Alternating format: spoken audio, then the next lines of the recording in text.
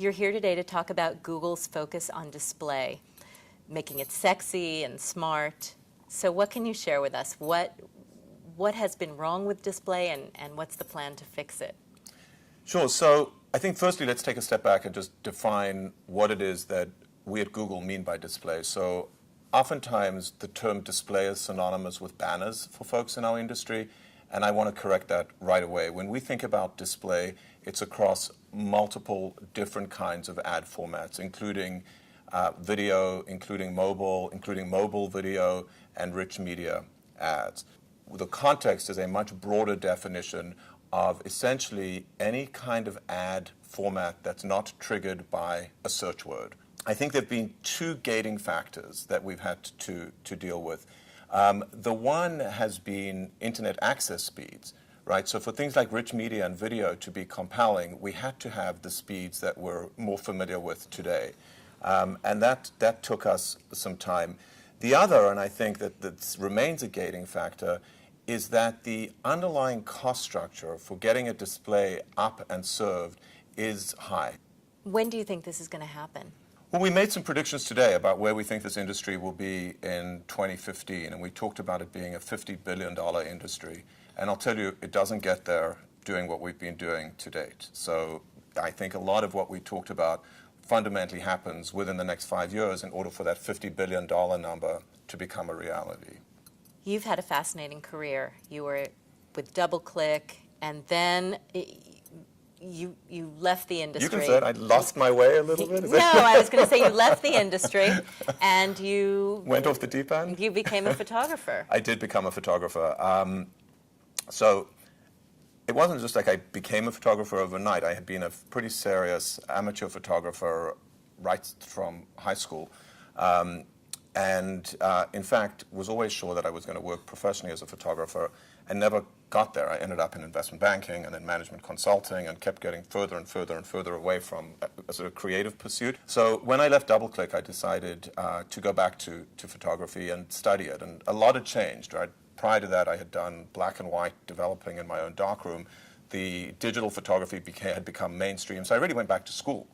When I left DoubleClick, studied digital photography, started assisting photographers, and then I just had a really lucky break. I entered an international competition mainly because I wanted to somehow get access to the judges. And the two judges were the director of photography at Vanity Fair and the photography curator at the Met. And I entered a series of photographs I'd shot in the desert in Namibia, and I ended up winning the competition. So pretty soon after that, I got hired by Vanity Fair. Social networking. Everyone has some sort of a social network. And, you know, we're annoyed by what people share. We love what some people share. We're inspired to share certain things. How do you define and share socially? So I'm a shocking person to ask that. Firstly, let me take a step back and say I have an enormous social network. It's not all defined through online applications.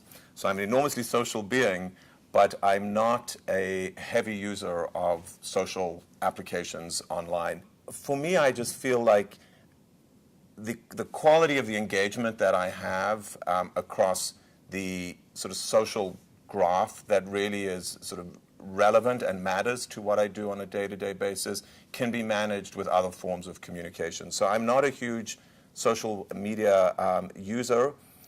And I have real questions about how that all continues to evolve over time.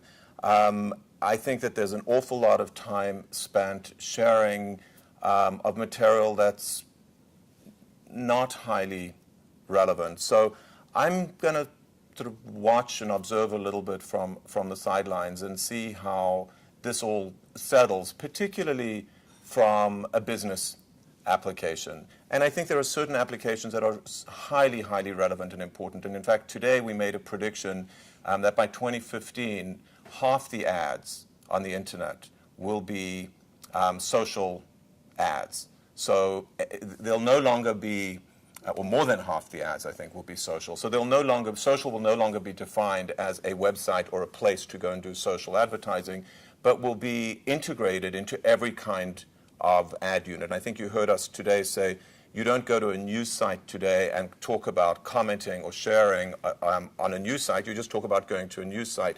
And the analogy, I think, will apply to advertising. When we're sitting down 5 years from now having this discussion, we won't talk about social advertising or social marketing. We'll be talking about advertising or marketing, and those social elements that you refer to, sharing, referring, tweeting, will all happen within the ad unit across all of the sites on the internet. So I think it will become a standard currency by which brands and marketers engage with their consumers and by which consumers engage with one another.